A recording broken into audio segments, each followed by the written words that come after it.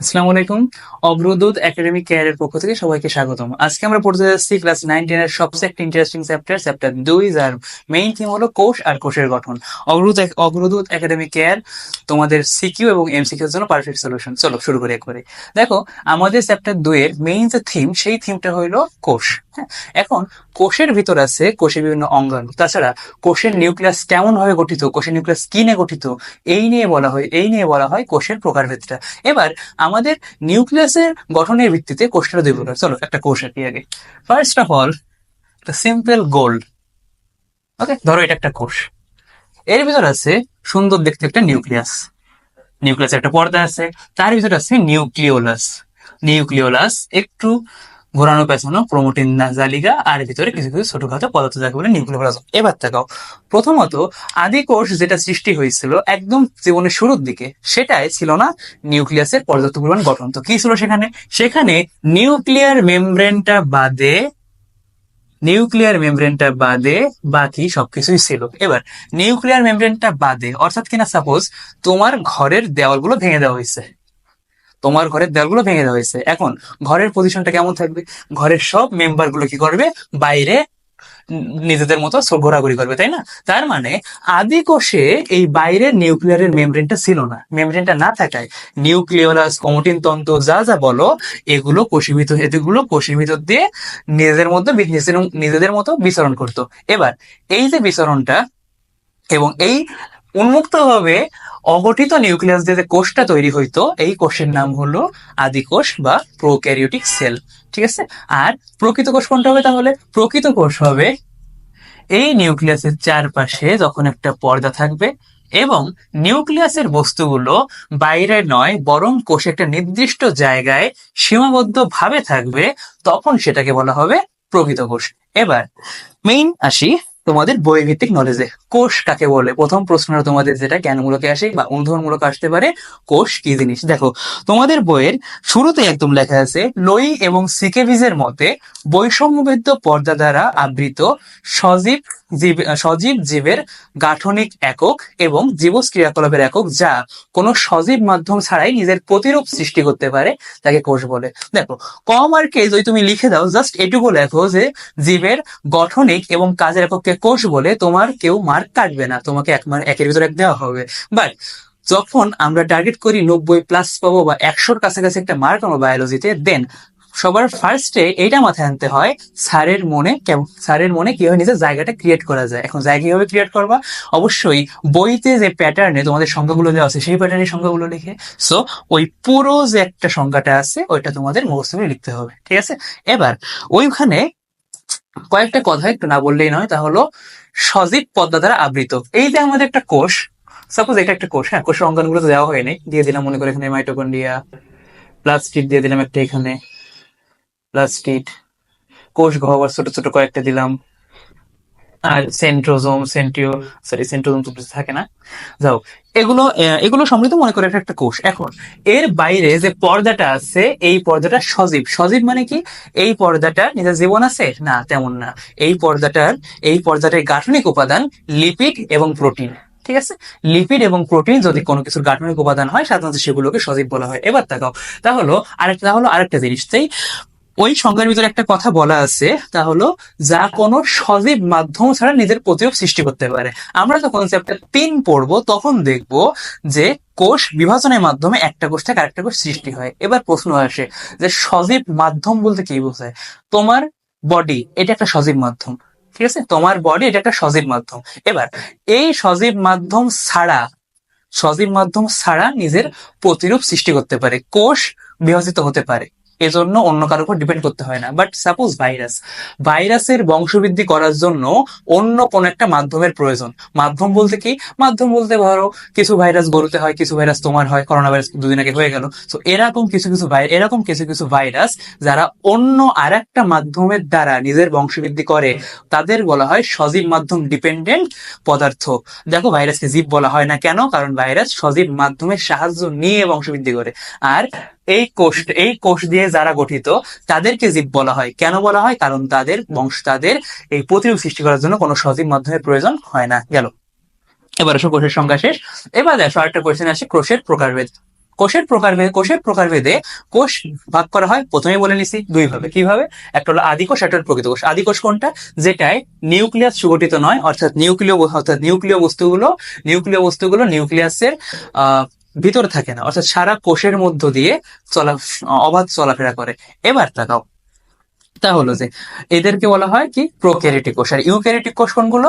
Eukaryotic কোষ হইল যে সকল কোষে সুগঠিত নিউক্লিয়াস থাকে, অর্থাৎ নিউক্লিয় বস্তু দ্বারা কোষের অন্যান্য নিউক্লিয় পর্দা দ্বারা কোষের অন্যান্য বস্তুগুলো পৃথক করা, অর্থাৎ নিউক্লিয়াসকে পৃথক করা, নিউক্লিয় বস্তুকে পৃথক করা। ভালোভাবে বলতে গেলে যে সকল কোষে নিউক্লিয়ার পর্দা দ্বারা নিউক্লিয় অন্যান্য বস্তু সমূহ আলাদা করা, অর্থাৎ অন্যান্য বস্তুগুলোকে ক্রোমাটিন জালিকা বা নিউক্লিওলাস এগুলো সুন্দরভাবে সজ্জিত থাকে নিউক্লিয়াসের মধ্যে, বা নিউক্লিয়াসটা সুগঠিত, সেই সকল কোষকে বলা হয় তোমার ইউক্যারিওটিক কোষ। এবার প্রোক্যারিওটিক কোষের উদাহরণ কি? প্রোক্যারিওটিক কোষের উদাহরণ হলো মনের রাজ্যের প্রাণীগুলো, যেমন ব্যাকটেরিয়া। আর ইউক্যারিওটিক কোষের উদাহরণ কি? ইউক্যারিওটিক কোষের উদাহরণ এক অধ্যায়ে পড়ছো হয়তো, প্রোটিস্টা, এরপর আছে ফানজাই, অ্যানিমেলিয়া, প্লান্টি, এগুলো। ঠিক আছে, এবার চলে আসি আমরা কোষের পার্থক্য। দেখো, আমাদের প্রকৃত কোষ যেটা আছে, অর্থাৎ ইউক্যারিওটিক কোষ যেটা আছে, এটা হলো মেইনলি কয় প্রকার? দুই প্রকার। কি কি? একটা হলো দেহকোষ আর একটা হলো জনন কোষ। দেহকোষ কোনগুলো? দেহকোষ হলো তোমার যেগুলো দেহ গঠনে সাহায্য করে, আর জনন কোষ কোনগুলো? যেগুলো তোমার প্রজননে ভূমিকা রাখে। এবার দেহকোষ আর জনন কোষের পার্থক্যটা কোথায়? দেহকোষ আর জনন কোষের পার্থক্য হলো দেহকোষে 46টা ক্রোমোজোম থাকে, অর্থাৎ যে কয়টি ক্রোমোজোম একটি কোষে থাকতে পারে 46টি, আর জনন কোষে ক্রোমোজোম থেকে মাত্র 23টি। এবার এখান থেকে একটা কোশ্চেন আছে যে ক্রোমোজোম কি, সেটা হয়তো আমরা দুদিন পরে শিখতে পারবো। তবে 3টা কোশ্চেন এখান থেকে অবজেক্টিভ আকারে দেয় সাধারণত স্কুল কলেজের পরীক্ষাগুলোতে, এবং সেই পরীক্ষাগুলোয় মোটামুটি দেখা যায় অধিকাংশই ভুল করে আসে। যেমন কি একটা প্রথম কোশ্চেন আসছে, দেহকোষে অটোজোম কয়টি? অটোজোম কয়টি? একটা কোশ্চেন। এবার আরেকটা কোশ্চেনের সাথে সাথে আসে, দেহকোষে জনন ক্রোমোজোম বা সেক্স ক্রোমোজোম কয়টি?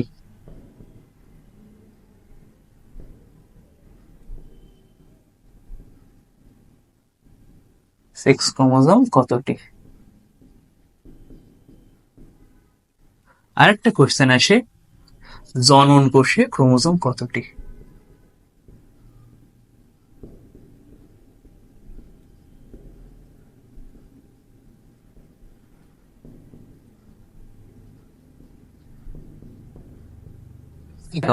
তিনটা এমসিকিউ টাইপের কোশ্চেন, আর অ্যান্সার গুলো বলে দিচ্ছি। আরেকটা জিনিস, তা হলো দেহকোষে ক্রোমোজোম কতটি? প্রথমে লেখা উচিত ছিল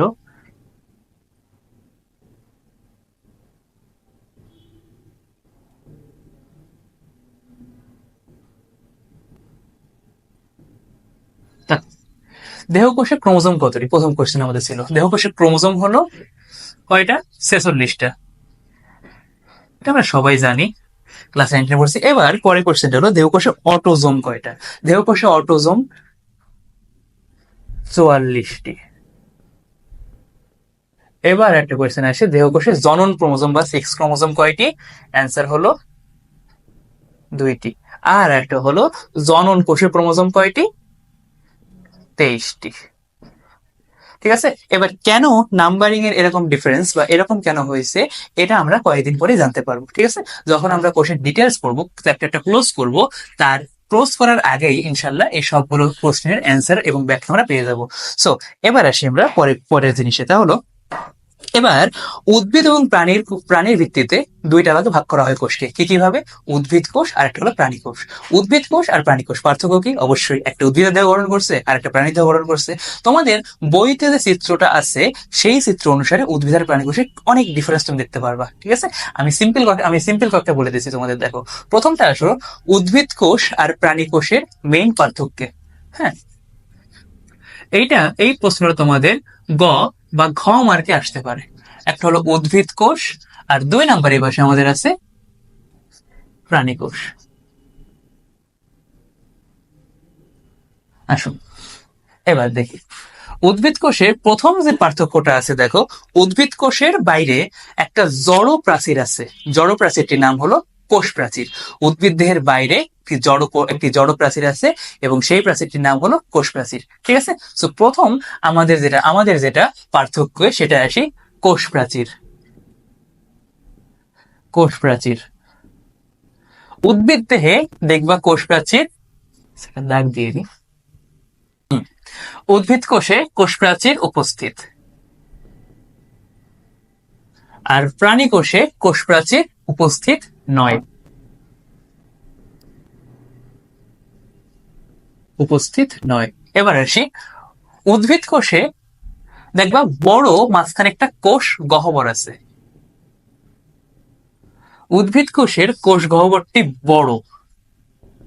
প্রাণী কোষে কোষ গহ্বরটি নাই বললেই চলে, বাট যদি থাকে তাহলে সেটা দেখবো সংখ্যা অনেক কম কিংবা ছোট ছোট। ঠিক আছে, প্রাণী কোষে কোষ প্রাচীর থাকে না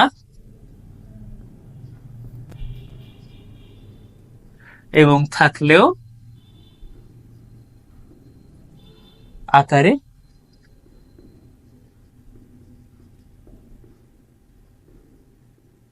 ছোট। আচ্ছা, এবার আসো, দুইটা গেল।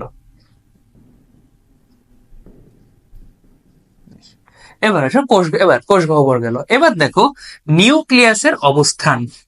নিউক্লিয়াসের গঠন উদ্ভিদ আর প্রাণী দুইটাতেই একই রকম, কিন্তু গঠন অবস্থান, কিন্তু অবস্থানটা ভিন্ন জায়গায়। তাহলে দেখো উদ্ভিদ কোষের চিত্রে খেয়াল করো, উদ্ভিদ কোষে যে কোষ প্রাচীরটা আছে, এই কোষ প্রাচীরের ভিতর যে কোষটা আছে সেই কোষের একটা প্রান্তে কোষ গহ্বরের পাশে নিউক্লিয়াসটা অবস্থিত। সো নিউক্লিয়াসের অবস্থান কি লিখবো, যে কোষের এক পাশে।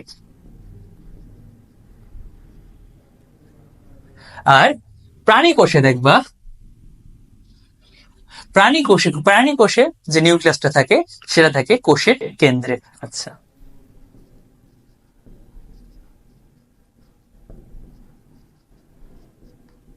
কোষের কেন্দ্রে গেল। এবার আসো 3 নম্বরে, পরে আসি 4 নম্বরে। 4 নম্বরে আরেকটা বড় বৈশিষ্ট্য, তা হলো উদ্ভিদ কোষ নিজের খাদ্য নিজে তৈরি করতে পারে। কেন পারে? কারণ উদ্ভিদে থাকে প্লাস্টিড। উদ্ভিদের বিভিন্ন অংশ হয় বর্ণময়, কারণ কি? সেই প্লাস্টিডের প্রকারভেদে আমরা সেটা জানবো। এবার মেইন যে কথাটা, তা হলো উদ্ভিদ কোষের প্লাস্টিড। এটি উদ্ভিদ কোষে উপস্থিত। প্রাণী কোষে প্লাস্টিড কি আছে?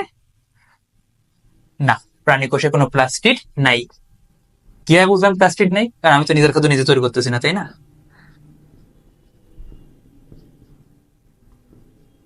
প্লাস্টিড নেই। এবার আসি প্লাস্টিডের পর আরেকটা জিনিস, সেন্ট্রোজোম। সেন্ট্রোসোম বা সেন্ট্রোজোম যেটা বলি মানে একই। সেন্ট্রোজোম উদ্ভিদ কোষে অনুপস্থিত। এবার আর সেন্ট্রোজোম প্রাণী কোষে উপস্থিত। এবার কিছু কিছু বই আছে যেখানে দেখবা সেন্ট্রোজোম উদ্ভিদ কোষে উপস্থিতের কথা বলা আছে। কেন বলা আছে? কারণ নিম্ন শ্রেণীর কিছু কিছু উদ্ভিদে সেন্ট্রোজোম খুঁজে পাওয়া যায়। নিম্ন শ্রেণী বলতে ছত্রাক বা শৈবাল বুঝাইছি আমি। যাও, নিম্ন শ্রেণীর উদ্ভিদে সেন্ট্রোজোমটা পাওয়া যায়, কিন্তু উচ্চ শ্রেণীর প্রকৃত উদ্ভিদ কোষে সেন্ট্রোজোম পাওয়া যায় না। ঠিক আছে, এবার আসো আর একটা হলো মাইক্রোভিলাই। যদিও এটা খুব উইক একটা উদাহরণ বা উইক একটা পার্থক্য। মাইক্রোভিলাই হলো কোষ ঝিল্লির ভাঁজ। কোষ ঝিল্লিতে আঙুলের মতো কিছু কিছু ভাঁজ দেখা যায়, বিশেষ করে প্রাণী কোষের কোষ ঝিল্লিতে আঙুলের মতো ভাঁজগুলোকে বলে মাইক্রোভিলাই। এই মাইক্রোভিলাইটা প্রাণী কোষে দেখা যায়, উদ্ভিদ কোষে দেখা যায় না। আমরা সেটাই লিখবো এখন, মাইক্রোভিলাই অনুপস্থিত আর প্রাণী কোষে উপস্থিত। আচ্ছা, এবার আসো, এই হয়ে গেল তোমার উদ্ভিদ আর প্রাণী কোষের পার্থক্য। দেখো, কোষের চিহ্নিত চিত্র, কোষের চিহ্নিত চিত্র এটা ক্লাস 9-10-এর কোনোবার কোনো পরীক্ষায় আসে নাই, আসলে হয়তো 1-2 বার, ইনশাল্লাহ ভবিষ্যতে আসার কোনো সম্ভাবনা নাই, কারণ এই চ্যাপ্টারের থেকে অনেক সুন্দর সুন্দর সিকিউর জায়গা আছে। এটা আমি তোমাদের এখন যেটা লিখে দিলাম, কোষ, উদ্ভিদ কোষ আর প্রাণী কোষের পার্থক্য, এটা নোট ডাউন করে রাখবা, কারণ এটা হলো এক প্রকারের গমার্কের কোশ্চেন, ঠিক আছে? এটা উইক গমার্ক, বাট আসতে পারে। হ্যাঁ, এবার আমরা আসি পরের টপিকে। পরের টপিকটা হলো আমার কোষের বিভিন্ন অংশের গঠন। তার আগে আমি একটা জিনিস একটু ক্লিয়ার করে রাখি। চলো, আমরা কোষের কি কি উপাদান দেখবো তো একটু দেখার ট্রাই করি। প্রাণী কোষের কথা হিসাব করি। প্রাণী কোষটা দেখতে হবে সাধারণত এমন, উপরে কিছু কিছু মাইক্রোভিলাই থাকবে, সরি,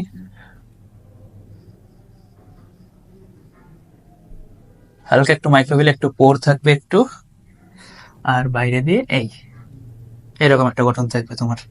হ্যাঁ, এবার ঠিক এর মাঝখানে থাকবে নিউক্লিয়াস। প্রাণী কোষের কথা বলতেছি।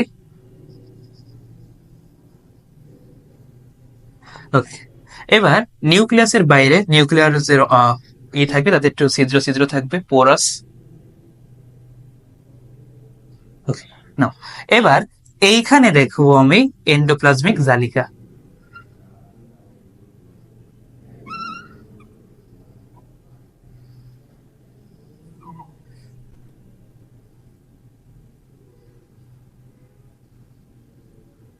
ওকে, তা এন্ডোপ্লাজমিক জালিকা এটা হবে অমসৃণ। অমসৃণ কোনটা মসৃণ কোনটা সব আমরা জানতে পারবো, ঠিক আছে? এবার আসো অমসৃণ, আর এর বাইরে ঠিক এখানে থাকবে আমার দুইটা সেন্ট্রিওল সমৃদ্ধ সেন্ট্রোজোম।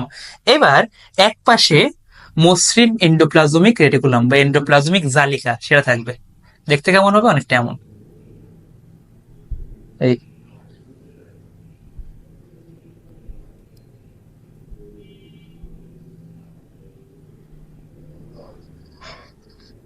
এই হয়ে গেল আমার মসৃণ এন্ডোপ্লাজমিক জালিকা। এবার আসবে আমাদের গোলজি বস্তু।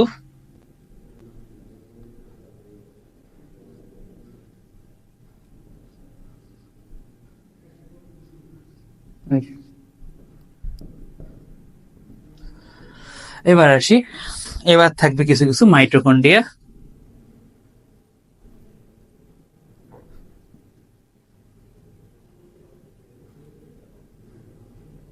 ওকে, এখানেও থাকবে একটা মাইটোকন্ড্রিয়া। প্রাণীতে সবচেয়ে বেশি মাইটোকন্ড্রিয়া থাকে যকৃৎ কোষে। এটা ধরে নেওয়া হয় যকৃৎ কোষেই সবচেয়ে বেশি পরিমাণ মাইটোকন্ড্রিয়া থাকে মানুষের দেহে।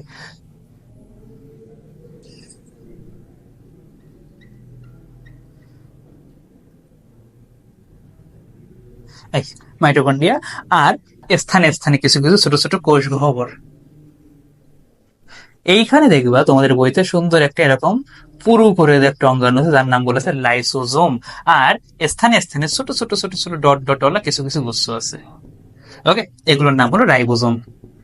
রাইবোজোমের মেন কাজ প্রোটিন সংশ্লেষণ। পড়বো, সবই পড়বো, আস্তে আস্তে আসবে সামনে রাইবোজোম। হ্যাঁ, আর সারা কোষটা হবে থকথকে। ওকে,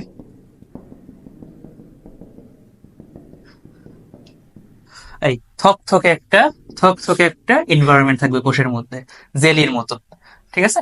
এবার আমরা আসি পরের টপিকে। তাহলে কি, যে কারণে এত সুন্দর করে কোষটা আঁকলাম, যদি সুন্দর হয়ে নেই যাও, কোষটা যে এত কষ্ট করে আঁকলাম তার কারণ হলো তোমাদেরকে দুটো জিনিস শেখানো। তার কি, একটা কোষের এই যে টোটাল আমরা সাইড দেখতে পাচ্ছি, টোটাল যে একটা কোষ দেখতে পাচ্ছি, এটাকে বলা হয় প্রোটোপ্লাজম। সবগুলোকে একসাথে, কাকে কাকে, এই আমার কোষঝিল্লি, নিউক্লিয়াস বাদে যে জায়গাটা আছে সব মিলাই বলা হয় প্রোটোপ্লাজম। সো আসি, প্রথম জিনিসটা কি, প্রথম আমাদের কোষের প্রোটোপ্লাজম। প্রোটোপ্লাজম মেইনলি তৈরি হয় তিনটা মেইন জিনিস নিয়ে। একটা হলো কোষঝিল্লি,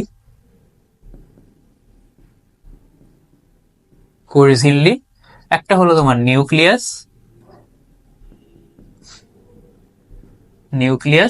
আর আরেকটা হলো সাইটোপ্লাজমীয় অঙ্গাণু বা সাইটোপ্লাজম। আসি এবার একটা করে। প্রথম দেখো কোষঝিল্লি। কোষের বাইরে যে সজীব একটা পর্দা দেখতে পাচ্ছি, এটার নাম হলো কোষ ঝিল্লি। এই যে ঝিল্লি মানে হলো পর্দা, কোষ মানে তো জানি কোষ, কোষের যে পর্দা তাকে বলে কোষ ঝিল্লি। এবার বইতে বলা আছে প্লাজমা মেমব্রেন, প্লাজমা মেমব্রেন অর্থাৎ এই যে প্রোটোপ্লাজম এর প্লাজমা, আর মেমব্রেন মানে হলো পর্দা, প্রোটোপ্লাজমের যে পর্দাটা তাকে বলা হয় কোষ ঝিল্লি বা প্লাজমা মেমব্রেন। প্লাজমা মেমব্রেনের আরো অনেক ইংলিশ তোমরা জানবে, বায়ো মেমব্রেন, সেল মেমব্রেন, এছাড়া বহুত কিছু। সো এই যে প্রোটোপ্লাজম, প্রোটোপ্লাজমের বাইরে একটা পার্ট শিখলাম কোষ ঝিল্লি। এবার ভিতরে দেখো আরেকটা আছে নিউক্লিয়াস।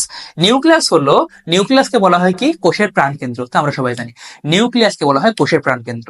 এই নিউক্লিয়াসের সংজ্ঞায় পরে যাব, নিউক্লিয়াস টপিক আসবে তখন পড়াবো। কোষের থেকে কোষের নিউক্লিয়াসটাকে আউট করে দিলে, অর্থাৎ এইটুকু অফ রাখলে বাকি যে এরিয়া দেখা যাচ্ছে সমস্ত অঙ্গাণু মিলায়, গোলজি বডি, এন্ডোপ্লাজম জালিকা, মাইটোকন্ড্রিয়া, রাইবোজোম, সেন্ট্রোজোম সবকিছু মিলায় যে একটা অঞ্চল বা যে একটা অংশ, এই অংশটাকেই বলা হয় তোমার সাইটোপ্লাজম। ঠিক আছে? অর্থাৎ কোষ ঝিল্লি এবং নিউক্লিয়াস ব্যতীত প্রোটোপ্লাজমের, কোষ ঝিল্লি এবং নিউক্লিয়াস ব্যতীত প্রোটোপ্লাজমের পুরো অংশটাকেই বলা হয় সাইটোপ্লাজম, অঙ্গাণু সহ অবশ্যই। এবার তাকাই, তাহলে সো এত কিছু বোঝালাম কেন? কারণ আমি সাইটোপ্লাজমে অঙ্গাণু এখন পড়াতে যাচ্ছি। উদ্ভিদ কোষের ক্ষেত্রে যদি বলি, তাহলে জাস্ট স্লাইটলি একটু চেঞ্জ আসবে। কি চেঞ্জ আসবে? এইখানে থাকবে না নিউক্লিয়াসটা, এখানে নিউক্লিয়াসটা থাকবে না, সেন্ট্রোজোম থাকবে না, কিছু প্লাস্টিড আসবে এমন এমন, এই আর মাঝখানে থাকে বড় একটা কোষ গহ্বর। এই ছোট ছোট কোষ গহ্বর থাকবে না, তখন বড় একটা কোষ গহ্বর, আর একটা প্রান্তে চলে আসবে তখন নিউক্লিয়াসটা। সেই অমসৃণ এন্ডোপ্লাজম জালিকা এখানেও লেগে থাকবে।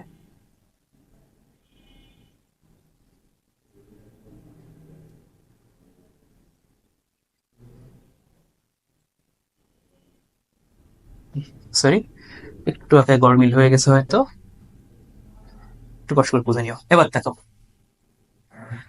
এবার এই কোষ মাইক্রোভিলাই থাকবে না, কোষ ঝিল্লি থাকবে সম্পূর্ণটা, আর এর বাইরে আরেকটা পর্দা থাকবে যেটার নাম হলো কোষ প্রাচীর।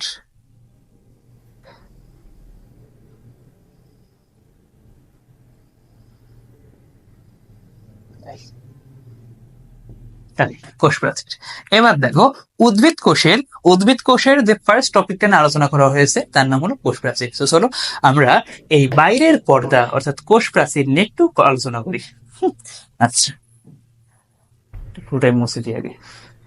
এবার বলতে পারো যে ভাই আপনি তো প্রোটোপ্লাজম একটু আগে দেখালেন, প্রোটোপ্লাজমের পার্ট হলো সাইটোপ্লাজম, নিউক্লিয়াস, কোষ ঝিল্লি। এখানে কোষ প্রাচীর বা সেল ওয়াল, এই কথাটা তো আপনি কথা উল্লেখ করেন নাই। সেল ওয়াল কি তাহলে কোষের অংশ না? সেল ওয়াল কোষের অংশ, কিন্তু প্রোটোপ্লাজমের অংশ না। অর্থাৎ সেল ওয়াল আর প্রোটোপ্লাজম প্লাস কোষ প্রাচীর বা সেল ওয়াল, এই দুইটা মিলে তৈরি করবে কোষ। ক্লিয়ার? গুড। এবার থেকে আমার পরে তাহলে আসি, কোষ প্রাচীর আমাদের ফার্স্ট টপিক। কোষ প্রাচীর সম্পর্কে প্রথম একটা 1 মার্কের কোশ্চেন লিখে নিতে পারো। কোষ প্রাচীর কি? কোষ প্রাচীর হলো উদ্ভিদ কোষে উপস্থিত জড় পদার্থ দ্বারা নির্মিত একটি পর্দা যা কোষের বাইরে অবস্থান করে। এইটুকু লিখলেই মার্ক।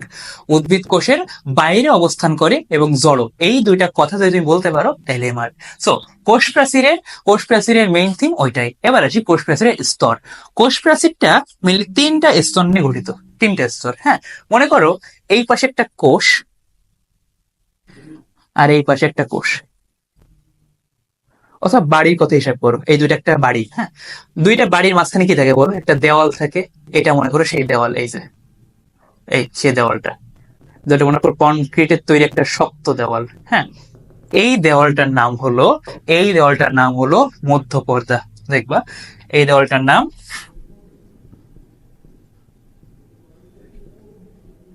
মধ্যপর্দা। আর মধ্যপর্দার দুই পাশে থাকবে একটা লেয়ার,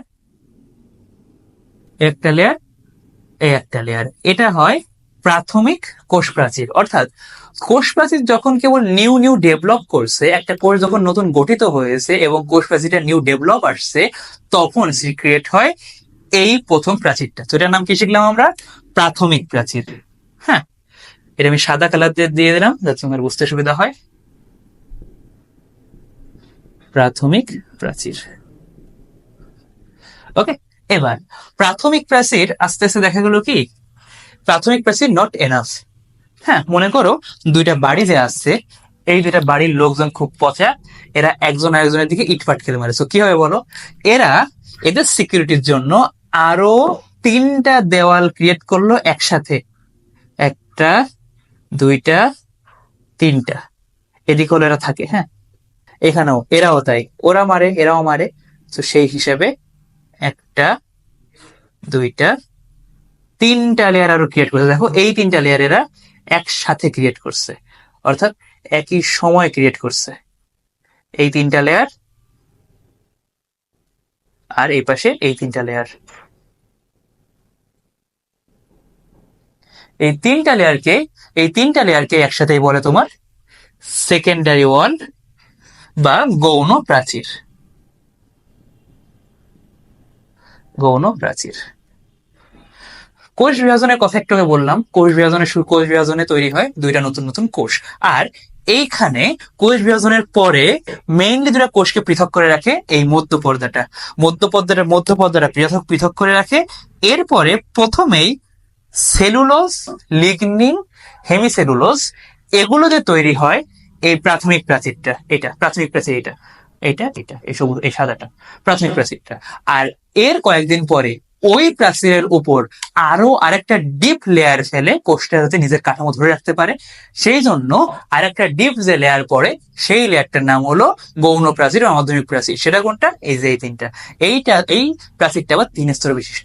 ঠিক আছে? সো কোষ প্রাচীরের মেইন কাজ হলো কোষের মধ্যে বস্তু চলাচল নিয়ন্ত্রণ করা।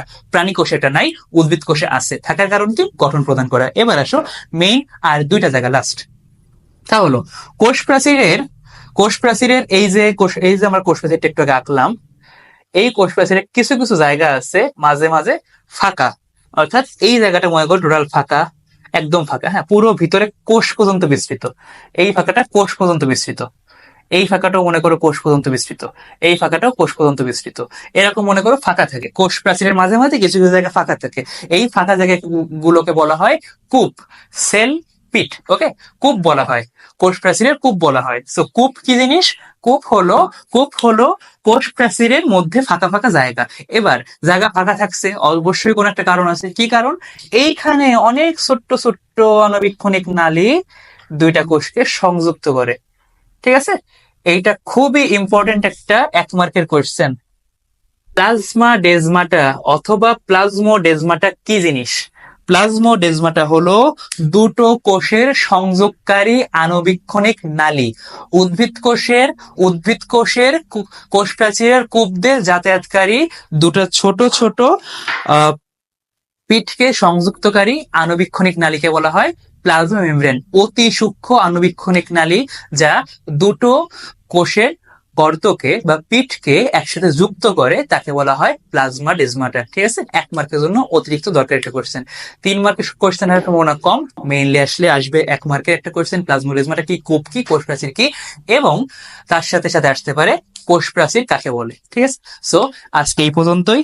কোষ প্রাচীর দিয়ে আমরা শুরু করলাম। ইনশাল্লাহ আগামী ক্লাসগুলোতে তোমাদের পুরো চ্যাপ্টার শেষ করে দেওয়া হবে। সামনে আসতেছে টিস্যুর পর আসছে টিস্যু পর আসতেছে আমাদের প্র্যাকটিক্যাল কিছু যন্ত্রপাতির গঠন। আর তাছাড়া এমসিকিউর জন্য তোমাদের সম্পূর্ণ গাইডলাইন দেওয়া হবে। সিকিউ এর জন্য আজকে যে পর্যন্ত পড়ানো হলো কোষ প্রাচীর, এই পর্যন্ত যদি কারো কোনো সমস্যা থাকে অবশ্যই কমেন্ট করে জানাবা। এবং তার সাথে সাথে আজকের দিনের নোট পাওয়ার জন্য বা আজকের দিনের এই কোশ্চেনগুলো পাওয়ার জন্য অবশ্যই আমাদের ইনবক্সে নক দিতে পারো। এছাড়াও পেজটিকে বেশি বেশি শেয়ার করে দিবা, তাছাড়া নিজের বন্ধুদের জানাবা। আর আজকে আমি তোমাদের সাথে সারাটা ক্লাস ছিলাম হোসেনুল আলম সাকিব, খুলনা মেডিকেল K33। ধন্যবাদ।